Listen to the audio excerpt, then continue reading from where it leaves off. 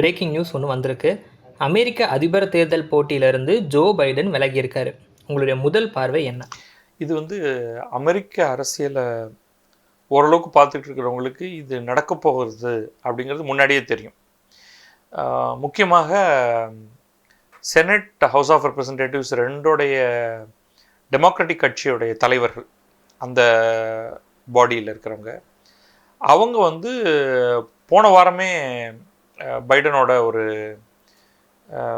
அதாவது என்ன பேசினோங்கிறது வெளியில் தெரிய வராமல் அவர்கிட்ட பேசினோம், எல்லாம் சுமூகமாக ஒரு பேச்சுவார்த்தை நடந்தது அப்படின்னு சொன்னாங்க. அது தவிர தனியாக அந்த ஒரு டிபேட் நடந்தது இல்லையா, அதற்கு பிறகாகவே பல டெமோக்ராட்டிக் ஹவுஸ் ஆஃப் ரெப்ரசன்டேட்டிவ்ஸும் செனட்டர்ஸுமே ஒரு மாதிரியாக வெளிப்படையாக பேச ஆரம்பித்தாங்க.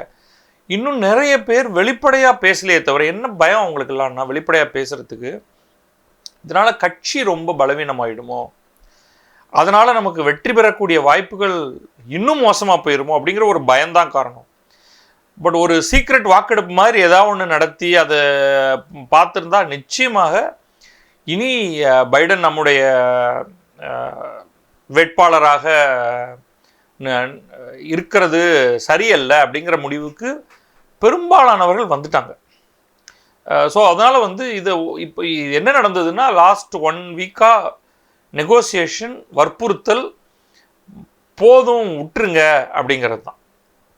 அது ஒரு மாதிரி ஃபைனலி சரி விடு வேண்டாம் நமக்கு அப்படின்னு சொல்லிட்டு அவரும் மோஸ்ட்லி என்ன சொல்லியிருப்பாங்க, உங்களுக்கு இது ரொம்ப கஷ்டமான தேர்தல் பிரச்சாரமாக இருக்க போகுது, அந்த பக்கம் ட்ரம்ப் மூர்க்கத்தனமாக அவங்கள தாக்க போகிறாரு, அதுக்கு அடுத்து அவங்க வைஸ் பிரசிடென்ட் ஜேடி வான்ஸ்னு ஒருத்தரை வேட்பாளராக ரன்னிங் மேட்டாக நிறுத்துகிறாங்க. அவங்களாம் 40 வயசு கூட ஆகலை அவருக்கு.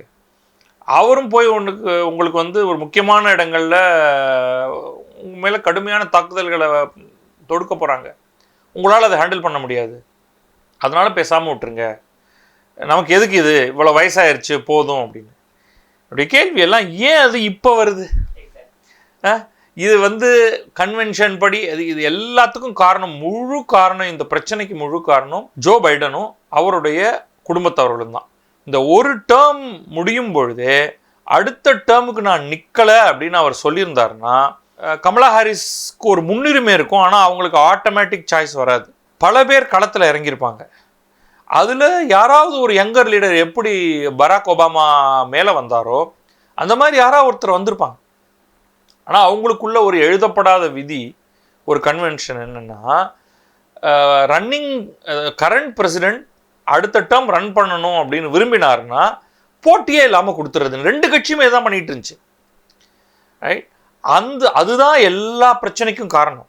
இன்னைக்கு டெமோக்ராட்டிக் கட்சி மிக கடுமையான ஒரு பலவீனமான நிலைக்கு சேர்ந்திருப்பதற்கான முழு காரணம் ஜோ பைடனும் அவருடைய குடும்பத்தவர்களும் மட்டும்தான். ட்ரம்ப் கொடுத்த அழுத்தங்கள்னு பார்க்கலாமா?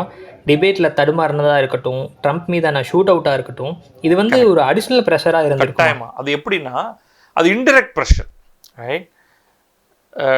அந்த விவாதத்தின் போதுதான தடுமாற்றம், அதுக்கப்புறமா ஜெலன்ஸ்கியை புட்டின் அறிமுகப்படுத்துறது மாதிரியாக வாய் குழறுது. இதுக்கு முன்னாடியே இந்த வீடியோக்கெல்லாம் வர ஆரம்பிச்சிருச்சு. ஒரு கொஞ்சம் டேஸ்ட் அவுட்டாக அப்படியே எங்கெங்கேயாலாமோ நகர்ந்து போகிறது. அஃப்கோர்ஸ் நீங்கள் சொல்லலாம், அதெல்லாம் எடிட்டட் வீடியோ, அவர் இங்கே போனார் அங்கே போனாருன்ட்டு. ஏன்னா அது மாதிரி நிறைய வீடியோ வந்தது, அதோடைய உண்மைத்தன்மை நமக்கு தெரியல. ஆனால் லைவ்லேயே நம்ம அவர் ஒரு சென்டென்ஸ் ஆரம்பித்து அது முடிக்காமல் அப்படியே டோஸ் அவுட் ஆகிறத நம்ம பார்த்தோம்.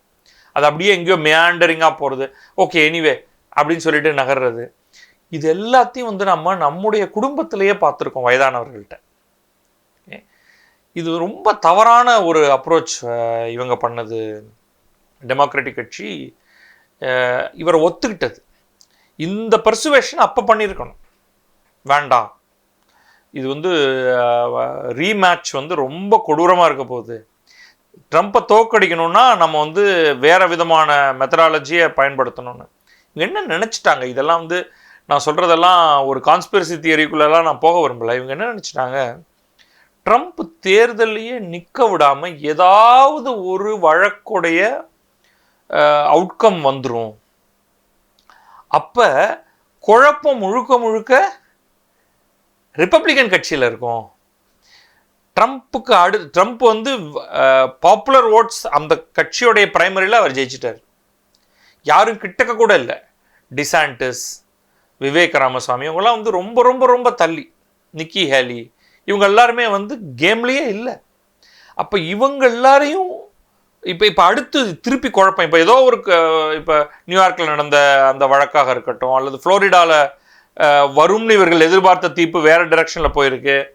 ஜார்ஜியா வழக்கு இன்னும் நடக்கலை, மற்ற வழக்குகள்லாம் தள்ளி போகுது. இதுக்கு நடுவில் சுப்ரீம் கோர்ட் வந்து அவர் ஒரு பிரசிடெண்ட்டோடைய பவர்ஸ் லிட்ரலி அன்லிமிட்டெட். அப்போ அவர் செய்த ஒன்றை மேலே அவர் மேலே வழக்கு தொடுக்க முடியாது அப்படிங்கிற மாதிரியான ஒரு தீர்ப்பு கொடுத்தது. இது எல்லாமே சேர்ந்து ட்ரம்ப் மேலே ஒரு ஒரு ஒரு தீர்ப்பு இருக்குது. அவருக்கு தண்டனை வந்து இப்போதைக்கு சஸ்பெண்ட் பண்ணி வச்சுருக்காங்க. அதை இனிமே வந்து அதை செயல்படுத்துவாங்களா அப்படிங்கிறதே தெரியல. அப்படி வந்தாலும் உடனே இவங்க வந்து மேலே அப்பீல் போவாங்க, சுப்ரீம் கோர்ட் வரைக்கும் அதை எடுத்துகிட்டு போகிறாங்க. ஸோ அதனாலேயும் அவரை தடுக்க முடியாது. இந்த எல்லாத்துலேயும் மிஸ்ட்ரி வந்து இந்த துப்பாக்கிச்சூடு. It was a ஷாக்கர் to me. இதெல்லாம் வந்து நவீன காலத்தில் இது சாத்தியமா? இவங்க அவ்வளவு சீக்ரெட் சர்வீஸை வச்சு all living current and past பிரசிடென்ட்ஸுக்கு ஒரு பயங்கரமான ஒரு பாதுகாப்பு கொடுத்துக்கிட்டு இருக்கும்பொழுது, செக்யூரிட்டி கொடுத்துக்கிட்டு இருக்கும்பொழுது இது சாத்தியமா அப்படின்னு இன்னி வரைக்கும் நமக்கு அது யார் மூலமாக நடந்தது, அதுக்கு பின்னாடி ஏதாவது இருக்கா, சதித்திட்டம், இல்லை அவன் ஒரு லூஸா ஒரு தனிநபரா, நமக்கு எதுவுமே தெரியல. பட் ஒரு கணிசமான வாக்குகளை அது வந்து முதல்ல விவாத குழப்பம், கொஞ்சம் பைடனை நம்பினா கோவிந்தா அப்படின்னு நடுவில் இருக்கக்கூடிய, அதாவது வந்து நடுநிலை, இந்த பக்கம் அந்த பக்கம்னு அந்த எந்த பக்கம் போனாலும் போய் வாக்களிக்கலாம்னு நினைக்கிறவங்களுக்கு தோண ஆரம்பிச்சிருச்சு. துப்பாக்கிச்சூடு ரிப்பப்ளிகன் சைடை ரொம்ப மொபிலைஸ் பண்ணியிருக்கு. இந்தியா போன்ற தேர்தலுக்கும் அங்கேயும் ஒரு வித்தியாசம் என்னென்னா, நம்ம ஊரில் வந்து லீவு கொடுத்துருவாங்க. இங்கே ஒரு பெரிய அது வந்து தேர்தல் திருவிழான்னு தேர்தல் கமிஷன்லாம் வந்து போஸ்டர் அடித்து அட்வர்டைஸ்மெண்ட்லாம் பண்ணும். அமெரிக்காவில் கிடையாது, முதல்ல லீவு கிடையாது. அப்புறம் நீங்கள் வந்து ஓட்டு போடுங்க 100% பெறுவோம் அப்படின்லாம் ஒரு கேம்பெயினும் கிடையாது. நீ பாரு, வந்தாவா வராட்டி போவோம் தலையெழுத்து அப்படின்னு. அப்படிப்பட்ட நிலையில் வந்து உங்களுக்கு இது ரொம்ப முக்கியம், மொபிலைசேஷன் ரொம்ப முக்கியம். நான் ஏன் வந்து ஓட்டு போடணும் அப்படிங்கிறதுக்கான ரீசன் ரொம்ப முக்கியம். இந்த துப்பாக்கி சூடும் அவர் ட்ரம்ப் கீழே விழுந்து எழுந்திருச்சு ரத்த முகத்தோட கையை வந்து வீல் ஃபைட் அப்படிங்கிற மாதிரி அவர் காமிச்சது, அது அந்த குரூப்பை பயங்கரமாக கேல்வனைஸ் பண்ணிருச்சு. ஈக்குவலண்ட்டாக என்ன ஆயிருக்குன்னா, இந்த பக்கம் வந்து இந்த குரூப்புக்கு வந்து ஒரு சின்ன கலவரம். இப்போ இவங்க எப்படி ஆட்களை கூட்டு வர போகிறாங்க? ஜோ பைடன்கிற ஒருவரை வந்து நிறுத்தி வச்சு டெமோக்ராட்டிக் வாக்காளர்கள்லாம் ஐயா தயவு செஞ்சு வந்து இவருக்காக வாக்களிங்க அப்படின்னு சொல்ல முடியுமா? கொஞ்சம் கூட இந்த கவர்ச்சி அப்படிங்கிறதே இல்லாமல் இருக்கே. அதுதான் அவங்களுடைய பெரிய ப்ராப்ளம். அப்போ அதனால தான் வந்து கடைசி 4 மாதத்தில் புதுமையாக யாரையாவது கொண்டு வந்து ஒரு கவர்ச்சி சேர்த்து எப்படியாவது அவங்கள மொபிலைஸ் பண்ண முடியுமான்னு பார்க்குறாங்க. இன்னொன்று ஒரு சின்ன கால்குலேஷன் அதில் இருக்கலாம். இந்த ட்ரெடிஷ்னல் டெமோக்ராட்டிக் ஓட்டர்ஸில் ஒரு பெரும் பகுதி வந்து கருப்பினத்தவர்கள், ஆப்பிரிக்கன் அமெரிக்கன்ஸ். அவங்கள வந்து ஒருவேளை பைடனுக்கு பதில் கமலா ஹாரிஸை கொண்டு வர்றதன் மூலமாக அவங்கள ஈர்க்க முடியுமா? ஓட்டு போட வைக்க தான் முடியும். இப்போ வந்து நீங்கள் இனிமே வந்து பர்சன்டேஜ் பாயிண்ட்ஸை நகர்த்த முடியுமாங்கிறது இல்லை. நமக்கான வாக்களிப்பவர்கள் அப்படிங்கிற ஒரு குரூப்பை எப்படியாவது அந்த செவ்வாய்க்கிழமை அன்னைக்கு நவம்பர் 5ஆம் தேதி அன்னைக்கு கொண்டு வந்து வாக்குச்சாவடியில் நிறுத்தி கியூவில் நிறுத்தி ஓட்டு போட வைக்க முடியுமா? அது ஒன்று மட்டும்தான் இன்றைக்கி அவங்க கையில் இருக்குது. ஒருவேளை கமலா ஹாரிஸை வச்சு அவர்களுடைய ஒரு நம்ம 2 பேரும் ஒன்று, அதுவும் வந்து நமக்கான முதல் பெண்மணி, முதல் கருப்பின அரை கருப்பின பெண்மணி, கொஞ்சம் இந்திய இதுவும் இருக்குது அப்படின்னு இந்தியர்கள் என்ன பண்ண போகிறாங்கங்கிறது அடுத்து. ஒரு பெரிய வாக்கு சதவீதத்தை மாற்றக்கூடிய தன்மை படைத்தவர்கள் அல்ல. அவர்கள் எந்த பக்கம் போவாங்க, சின்ன அளவு கோட்டு தான், அதனால அது ரொம்ப பெருசாக அனாலிசிஸ் பண்ண வேண்டாம் அப்படின்னு நினைக்கிறேன்னா, but they can be big time donors. அவங்களுக்கு வாக்கு அளிக்க முடியாதே தவிர பணம் கொடுக்க முடியும். Probably one of the richest community அமெரிக்காவில். ஓகே, மில்லியன்ஸ் ஆஃப் டாலர்ஸ் கொடுக்கக்கூடிய அளவுக்கு ஒரு பெரும் பணக்காரர்களை கொண்ட ஒரு அமைப்பு. இப்போ அது எப்படி ஆக போகுது? ஏன்னா அங்கேயும் ஒரு சின்ன கனெக்ஷன், ஒரு இன்டர்நெட் கனெக்ஷன் இருக்குது ரிப்பப்ளிகன் பார்ட்டியில். முதல்ல வந்து ஹிந்துஸ் ஃபார் ட்ரம்ப் அப்படின்லாம் அங்கே ஒரு குழுவெல்லாம் வச்சுருக்காங்க. இண்டியன்ஸ் ஃபார் ட்ரம்ப் அப்படின்னு அது ஒன்று தனியாக ஓடிட்டுருக்கு. அது தவிர JD Vance, senator JD Vance running மேட்டாக வந்திருக்கிறவர், அவருடைய மனைவி இந்திய வம்சாவளி. அதன் மூலமாக என்ன ஆகுனா, அந்த ஃபேமிலி கனெக்ஷன்ஸ் மூலமாக they can ரீச் அவுட், அல்லது இந்தியர்களே போய் அணுக முடியும். ஸோ அப்போ ரெண்டு பக்கமும் Kamala Harris versus JD Vance's wife அப்படின்னு வச்சுப்போம். ஓகே, அது எப்படி ப்ளே ஆக போகுது? இந்தியன் கம்யூனிட்டியோடைய பணத்தை டார்கெட் பண்ணு, வாக்குகள் கிடக்கட்டும். So it's a interesting thing. But Trump is a runaway winner. இந்த மாதிரியான ஒரு சுச்சுவேஷனுக்கு பிறகு ஆகஸ்ட், செப்டம்பர், அக்டோபர் 3 மாதம் தான் இருக்குது கையில்.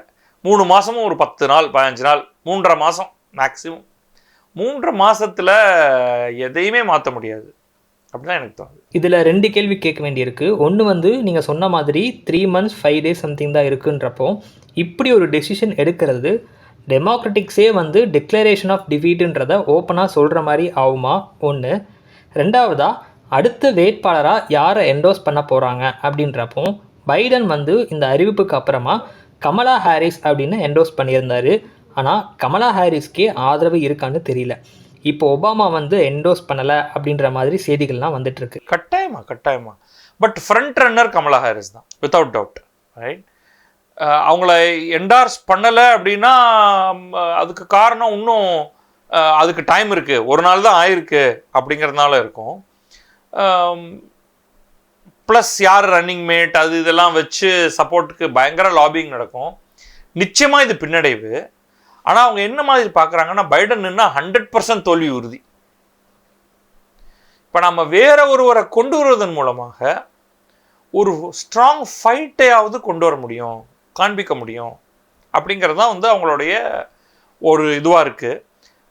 ஏன்னா வந்து இந்த எலெக்ஷனில் உங்களுக்கு தெரியும், வெறும் ஒரு அதிபர் தேர்தல் மட்டும் கிடையாது. அது அதே நாளன்னைக்கு ஹவுஸ் ஆஃப் ரெப்ரசன்டேட்டிவ்ஸோட தேர்தல் இருக்குது.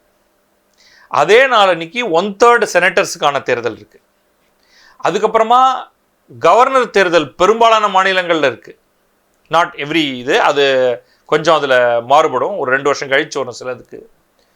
மேயர் தேர்தல் இருக்குது. அன்றைக்கி தேர்தல் அப்படின்னா ஒரு 10-15 பேலட் நீங்கள் அடிக்க வேண்டியிருக்கும். ஓகே, சில இடங்களில் அட்டர்னி ஜெனரலுக்கான தேர்தல் இருக்கும், அந்த வார்டு உறுப்பினருக்கான தேர்தல் இருக்கும், ஒரு தனி பில்லுக்கான தேர்தல் இருக்கும். So mobilisation at multiple levels. நீங்கள் தேர்தல் வாக்குச்சாவடிக்கு போனால் தானே இது எல்லாத்துலேயுமே வாக்களிக்க முடியும்.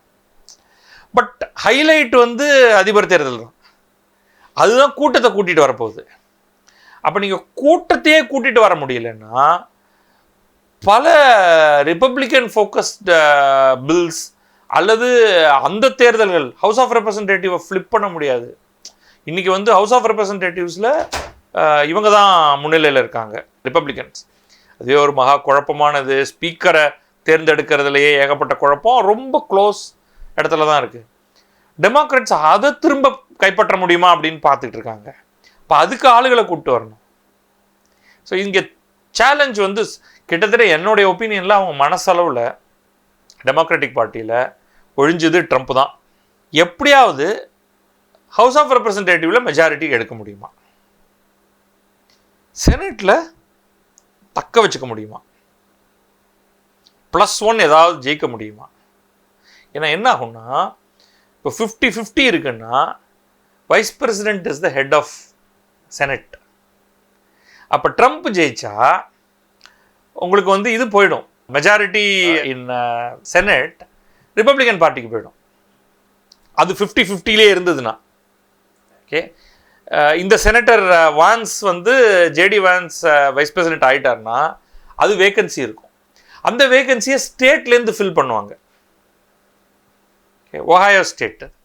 ஸோ அங்கே வந்து ஈஸியாக இன்னொரு ரிப்பப்ளிக்கனை வந்து அந்த இடத்துல டெம்பரரி ரெஸ்ட் ஆஃப் த பீரியடுக்கு ஃபில் பண்ணிடுவாங்க. ஸோ உங்களுக்கு அதுவும் லூஸ் ஆகிடும். So there is one possibility where டெமோக்ராட்ஸோடைய ரியல் ஃபியர் ரிப்பப்ளிகன்ஸ் தங்களுடைய எண்ணிக்கையை அதிகப்படுத்துறது ஹவுஸ் ஆஃப் ரெப்ரசன்டேட்டிவ்ல. தென் செனட்டில் ஒரு ரொம்ப டைட் ரேசஸ் சிலது இருக்கலாம். அதில் ஏதாவது ஒரு 50-50க்கு வந்தாலே ட்ரம்ப் ஜெயிச்சா செனட்டும் இவங்களுக்கு தான். President Republican. அப்போ டெமோக்ராட்ஸுக்கு இடமே இல்லை அடுத்த 2 வருஷத்துக்கு. அதுக்கப்புறம் ஒரு லீடரை பிடிச்சி திருப்பி ஹவுஸ் ஆஃப் ரெப்ரசன்டேட்டிவ் தேர்தலில் தான் போராட முடியும். ரைட். இது ரொம்ப சிக்கலான கட்டம் அவங்களுக்கு. அதனால தான் வந்து சரி ஏதாவது ஒன்று ஒழிஞ்சாலாவது இன்னொன்று அந்த செக்ஸ் அண்ட் பேலன்ஸுக்கு நமக்கு எப்படியாவது ஹவுஸ் ஆஃப் ரெப்ரசன்டேட்டிவ்ஸை பிடிச்சிட முடியுமா அப்படின்னு பார்க்குறாங்க. அதுக்கான மொபிலைசேஷனுக்காக தான் இந்த மாதிரியான activity. It's going to be very tough. So Trump தான் அது ஆல்மோஸ்ட் 100% ட்ரம்ப் தான். மற்றதில் தான் கொஞ்சம் சேலஞ்சஸ், எப்படி என்ன ஏது என்ன பாசிபிலிட்டி அப்படிங்க. இப்போது ட்ரம்ப்புடைய கேஸில் தீர்ப்பு மட்டும் இன்னும் தண்டனை விவரம் வந்து அதை அவங்க யாருமே அதை பற்றி கவலைப்பட்டதா தெரியல. நீ எனக்கு மரண தண்டனையே கொடுறா, நான் வந்து மேலே அப்பீல் பண்ணிப்பேன். ஏன்னா நம்மலாம் வந்து சுப்ரீம் கோர்ட்டை நம்ம பார்க்குறது வேறு, அங்கே வந்து இட்ஸ் கம்ப்ளீட்லி கட்சி சார்ந்த தேர்ந்தெடுப்பு தான் உங்களுக்கு. ஸோ இந்த கன்சர்வேட்டிவ் குரூப் ரொம்ப பவர்ஃபுல்லாக ட்ரம்ப் அப்பாயிண்டட் ஜட்ஜஸ் தான் வந்து சுப்ரீம் கோர்ட்டோடைய நேச்சரையே மாற்றினாங்க. அவருடைய ப்ரீவியஸ் டேர்மில் அவர் வந்து ஒரு 3 அப்பாயின்மெண்ட் பண்ணுறாரு. ஸோ அதனால் வந்து சுப்ரீம் கோர்ட் கம்ப்ளீட்டாக ரிப்பப்ளிகனிஷ் மாறிடுச்சு. ஓகே, அங்கெல்லாம் அவங்க ஒன்றும் தெருவில் வந்து ஓட் ஃபார் ட்ரம்ப்னு சொல்லாத ஒன்று தான் பாக்கி. ஸோ ட்ரம்ப்புக்கு ஏற்ற மாதிரி என்ன வழக்கு வந்தாலும் அது ரொம்ப பட்டவர்த்தனமாக இல்லைன்னா அவங்க வந்து ஏதாவது ஒன்று சொல்லி மெஜாரிட்டி தீர்ப்பு வந்து விட்டுருங்க ட்ரம்ப் அப்படின்னு. அவர் பிரசிடென்ட் ஆகிட்டாருன்னா அவள் தான் இம்யூனிட்டி உடனே இருந்துருது. ஸோ இவங்களுடைய நோக்கம் வந்து அந்த வழக்குலேருந்துலாம் தங்களை விடுவிக்கிறதெல்லாம் இல்லை, இப்போதைக்கு ஜெயிக்கிறது. 3.5 மாதம் வரைக்கும் எதுவும் நடக்காமல் டிலே பண்ணுறது. அப்புறம் ஜெயிச்சதுக்கு பிறகு அப்புறம் நான் பார்த்துக்கிறேன்டா, எனக்கு எக்ஸிக்யூட்டிவ் பவர் இருக்குது, நான் பார்த்துக்கிறேன் அப்படின்ட்டு. ஸோ ஒன்றும் இப்போதைக்கு வந்து அவர் அசைக்க முடியாத இடத்துல தான் இருக்கார். அமெரிக்க அதிபர் தேர்தல் அறிவிப்பு வந்ததுலேருந்து நிறைய ட்விஸ்ட் அண்ட் டர்ன்ஸாக இருந்தது. இப்போ கடைசியாக தான் வந்து பைடன் விலகி இருக்கிறது இருக்கு. இன்னும் பல ட்விஸ்ட் வரப்போகுது கண்டிப்பாக. It's not over. கமலா ஹாரிஸோடைய உடனே நான் பார்த்தேன், கமலா ஹாரிஸோடைய பேரை வந்து பைடன் குறிப்பிட்டு அந்த கடிதத்தில் எழுதினதுனால உடனடியாக அதோ மைனர் கேரக்டர் தான். துல்சி கபார்ட்னு ஒருத்தங்க நீங்கள் கேள்விப்பட்டிருப்பீங்க. டெமோக்ராட் பிரைமரிலி தன்னை வந்து ஒரு ஹிந்துவாக கருதக்கூடிய அமெரிக்கன் அவர். அவங்க வந்து நான் இப்போ ரோம் நகரத்துக்கு வந்திருக்கேன் ஏதோ ஒரு இதில் கலந்துக்கிறதுக்காக, கமலா ஹாரிஸ் இஸ் டேஞ்சரஸ், அவங்களுக்கு வாக்களித்தா அவங்க வந்து போரை நோக்கி நம்மளை கூட்டிகிட்டு போவாங்க, ஹில்லரி கிளின்டன் மாதிரி. இவங்க வந்து பிரைமரியில் இருந்தாங்க ஏர்லியர். அப்போ கமலா ஹாரிஸ் எல்லாம் கடுமையாக தாக்கினவங்க இவங்க. ஸோ இந்த பெண்மணி வந்து ரொம்ப தெளிவாக சொல்கிறாங்க, நான் இப்போ இருக்கிற இதில் கமலா ஹாரிஸும் ட்ரம்ப்பும்னா நான் டெமோக்ராட், நான் ட்ரம்ப்புக்கு தான் வாக்களிப்பேன் அப்படின்னு. ஐ என்டார்ஸ் ட்ரம்ப் அப்படிங்கிறாங்க. ஸோ நிறைய பேர் வந்து கமலா ஹாரிஸோடைய எதிர்ப்பை தெரிவிக்கக்கூடியவங்கள்லாம் வந்து டெமோக்ராட்டிக் கட்சியில் அவங்க போய் ட்ரம்ப்புக்கு வாக்களிப்பாங்க. நிச்சயமா இன்னும் 3 மாதங்கள் இருக்கு, நிறைய அப்படின்றத பார்ப்போம். நிறைய இருக்கு. வேறொரு சந்தர்ப்பத்தில் நம்ம கண்டிப்பாக பேசுவோம். நன்றி.